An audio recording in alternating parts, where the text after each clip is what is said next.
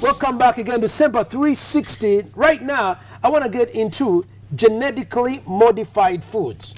I want to get into the subject that has gotten quite a bit of traction in certain parts of our society. Andrew, I want to get to this issue. Let me just give a brief. In Parliament, we had a bill presented last year. I think it was the Northern Member of Parliament, I forget his name, who brought up this law, and he says this is for improving the livelihoods of Ugandans. This is about multiplying the amount of food. This is about if you are getting 1 basket of tomatoes, you can get maybe 4 baskets of tomatoes. But there are negatives about it, about its genetic modification, because the tomato might be bigger, but it is not the original tomato. Like what we call Kawandalization. But Kawanda, there is a modification, there is an improvement, and then there is a total DNA genetic change. So I want to get into this issue because a lot of money is being put into it. Western companies that are involved in the production of the seeds would make a lot of money. These are companies like Monsanto. They make millions of dollars every year because they are the ones who keep providing these specialized seeds. And when they do come in, the indigenous seeds can no longer be able to coexist with them. So is there a Western conspiracy to control African production so that we have to keep going back to Western world to get seeds from them? Secondly, these which destroy the genetical makeup of our own products, won't they pose a threat both on our health and as well our livelihood? This is what I want to get into as I go in with Mr. Andrew IRUMBA. Andrew, what are genetically modified foods? Let me tell you, for the viewer to understand. Yeah. A white man is saying, Martin Sempa, you're too short, so you're not good for life. He brings a medicine, let me say a medicine, injects you to make you taller. Let's say a certain white man, because this is not all white people, it's not all Europeans. Monsanto, let's say Monsanto, a man called Monsanto. Okay, now, Monsanto comes to Africa and says, you man, Martin Sempa, you are too short. The world needs taller people. He even actually convinces you and gives you reason why you should be tall. Like the Sudanese? Yes. Now, he brings a medicine, injects you for you to be tall. This is what they are doing to our production. Yes. A man comes here, Monsanto comes here, goes to Nakasero, buys our indigenous pineapple. He eats it. When he's eating it, you even see he's enjoying the fruit. After eating it, he comes back tomorrow and tells you, we need to modify this pineapple. He has enjoyed it. He has even bought some for his family. But he comes back tomorrow, through NADS, he tells you, we need to modify this pineapple. And opens a project. And an African accepts. Now, to keep you posted, he even tells you, there is no international market for your indigenous pineapple. When you modify these GMO pineapples, we have a ready market in the world. But that's not true, because he puts up a system that can be able to pick your pineapples once they are modified to sell them on the international market. They have done that. Why? Because they want you to get interested in now dealing in these modified crops so that you get a ready market, you do not get frustrated. Because when you go on the international market, they tell you these ones are too small, we shall not buy, we want the other ones. Because it is the system. I put it to you that there is a market for organic foods. In fact, in Western countries, if your regular genetically modified tomato is $1, the ethnic natural tomato goes for more. Because with more education, more understanding, people who are smart are realizing that when I eat a genetically modified tomato, I get strange diseases because it was not designed, it's not natural. It has been changed in its constituency. For example, these bananas. I grow bananas, sweet bananas and bogoyas. I'm telling you, when I go to sell my gonja, I have a hybrid that I got from Kawanda. People don't want it. They keep telling me, give us the other one. Because they call Gonjo Muganda.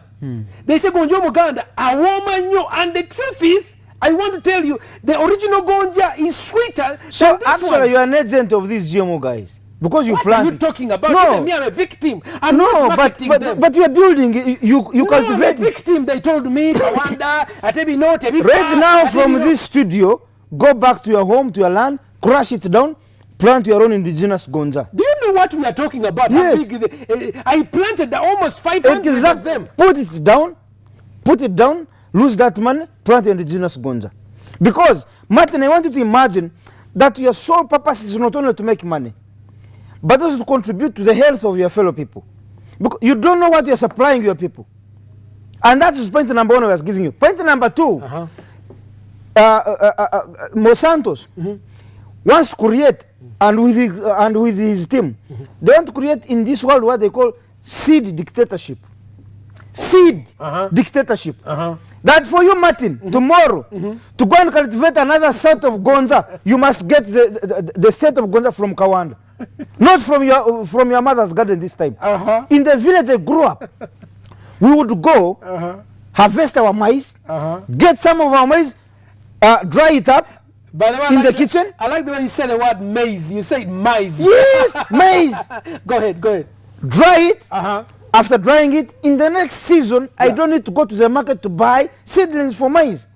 You get the point? Yeah. I just go, get what I harvested long time ago, and plant it. Same applies to millet. Okay. Same applies to millet.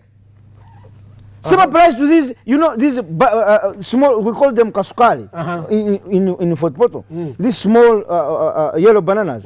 Call them, you would not need to go to Kawanda. And I went to the village right now in Christmas. I found that they had supplied, these Kawanda guys had supplied my mother. They call it what? I've forgotten the name. But you know when you plant it, one is like this, as big as this, but it goes one season. Another season you have to come back to Kawanda, and that soil where you have planted that banana, nothing else can go there. Nothing else can grow there. The soil is affected. Wow. It has to be that, and always you have to go to Kawanda, and you cannot plant anything on that soil. Martin, seed dictatorship is what they are creating. But also, secondly, they want to kill the fertility of our soils. That every other season we have got to buy fertilizers. We did not grow with fertilizers when we were growing. We did not. So, you see the government of Uganda trying to promote something that is going to kill our indigenous crops, something that is going to kill the fertility of our soils, just for the sake of money, because that Monsanto man is giving this project with billions of dollars. There is no man working for less than $1 million shillings at Kawanda here. All of them are in 50, you know, 20 millions. The least paid is 3 million shillings. That money is not paid from our Ghana tax money. Why? It is from the West, Monsanto's. Really? Yeah. So the guys there working at Kawanda, and they are getting a lot of money. So for them, they've been brainwashed. As long as they get money, they are promoting what they don't understand. So I am saying, me and you must come out to say no. If you as a family, Martin, you are benefiting because you have told me you have planted your guns and you are getting a lot of money. I did not say I'm getting a lot of money. I even took my guns on the market. Let me ask you. They refused. Wait a minute. They refused. Let me ask you. What were you targeting by the time you started growing? I was targeting to make money. Yes. Yeah. Do you dig for not for? So you are targeting money. You are targeting money. Even you when you make these bleaching products and your soaps, aren't you targeting money? Now I want to ask you, if you had gotten market for that, for your gonja, would you have stopped making it? You would have continued whatever planting it. Now that the market is demanding you a different product, you are turning around and saying, wait a minute, why did I cultivate this? Because the market is not admitting a product. Now, for me, I want to go beyond that. Okay. That Martin, if we want to save Africa, we must not only look at money. So what do? Are we fighting science? Because there's a way in which you sound like you are claiming that the earth is flat. But science must be able must enable me to coexist positively. But the science, where Monsanto wants me to sell only his seeds, I should not promote my own indigenous crops. I'm telling you today, in the village, Fort Bananga, I love that place. We used to cultivate maize, but one bunch of maize would have different colors of maize, the same pitch, but having different colors of maize. I don't know whether you see that today. Monsanto has it there. Monsanto has it there. Really? Yes. And he picked it from you in Africa. You can no longer see that. We used to have one bed with different colors. Yes. Where is it today? Local ethnic maize, which was sweet. Now, Monsanto came, picked it from here, took it there. It's in his captivity now. He will supply it to you at his time, at a very high rate. Now, they are telling us this one is bad. What Monsanto has taken from Africa and kept it in his silos, he's saying it's bad. I am bringing you another one, which is much bigger, but it's not sweet. But he's telling you, because he wants you to say, he's telling you, this one can fetch you more money faster than the other indigenous one. But why is he keeping it? Ask him, why is he keeping it? So, Africa, we are born lucky. We have everything in plenty. What would you like the parliament to do on this issue? Because parliament, our executives, they go to London, they go to Europe, they go the same way the executives at Kawanda. There was this professor at Makerere, Dr. Geoffrey Arenaitwe. At Kawanda there, is the man doing all this work. I invited him last Friday on my show. He said, I'm coming. When he heard that I had invited Mukasambide, Honorable Mukasambide Fred, because Mukasambide, he's with us in this fight at the Arusha-based East African Parliament. He has a lot of information about this. The man did not turn up. And you think making it up? No. All scientists being afraid of Mukasa. My dear friend, Mukasa is not a scientist. Mukasa is a politician. The man did not turn up because Mukasambide has done extensive research. I am not sure on that. He has done extensive research about GMO in the entire East African community countries. So he has a basis on which to fight. So this man did not turn up. I'm telling you the fact. People in Uganda, we have people who don't care. I remember telling people not to plant eucalyptus or pine on good soil. And they said, we need to make money. It's money. And so there's a certain level at which if people say, if I can get 5 baskets of tomatoes, even if people eat them and they damage them, but I would have made money. So there is a certain level at which governing it on a local level is not good. But the intellectuals, the intelligence, the legislators, those who are educated to assess and warn and protect us, what would you like to say? But you know that Africa was much better when it was being led by uneducated people, quote unquote. People they perceive to be uneducated. Do you know that it was much better? I do not think there would be any moment that you would come to Amin and tell him, even after witnessing you eating the pineapple, enjoying it at Nakasiru, you come back again tomorrow and you say, Amin, we need to change this. I don't think you would have even that time. I don't think so. So, as you rightly said, we are today targeting money, quick money. That Martin Sempa planted the other modified gonja, not because he had made the research and he realized that it was the sweetest compared to the indigenous one. He planted it because Martin wanted more money. He wanted more money. There is no research Martin had made, and he realized that this modified gonja is much sweeter and much healthier than the indigenous one. Martin planted it because he had seen that there would be much more money than the indigenous one. So, and that's what the white man has done.